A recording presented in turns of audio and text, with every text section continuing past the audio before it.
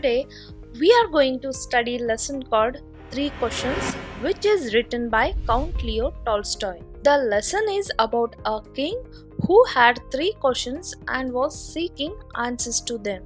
In the end, he found answers from a hermit. Hermit means a person who prefers to live alone without contact with other people and were quite satisfied. Okay, let's begin with the lesson. Once there was a king. He had 3 questions and he was trying to get answers to them.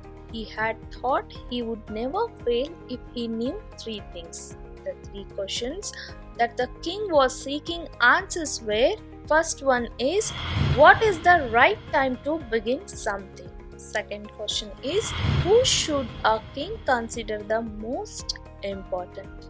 Third and the last question is, what is the most important thing for a king to do? The king sent messengers throughout his kingdom promising a large sum who would answer the 3 questions. In response to the king's proclamation, many wise men came to the king. They gave different answers to his questions, but none of them satisfied him. In reply to the first question, some said the king must prepare a timetable and then follow it strictly. Others said that it was impossible to decide in advance the right time for doing something. The king should do whatever seemed necessary at that time. Yet, others said that the king needed a council of wise men who would help him act at the proper time.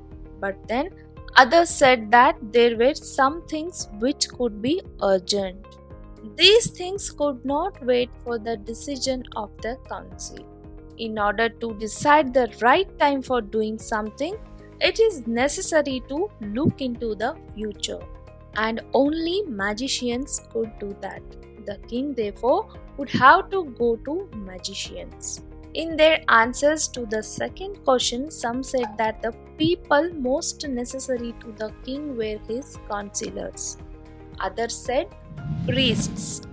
A few others chose doctors, and yet others said that his soldiers were the most necessary. To the third question, some said attack. Others chose fight, and yet others religious worship.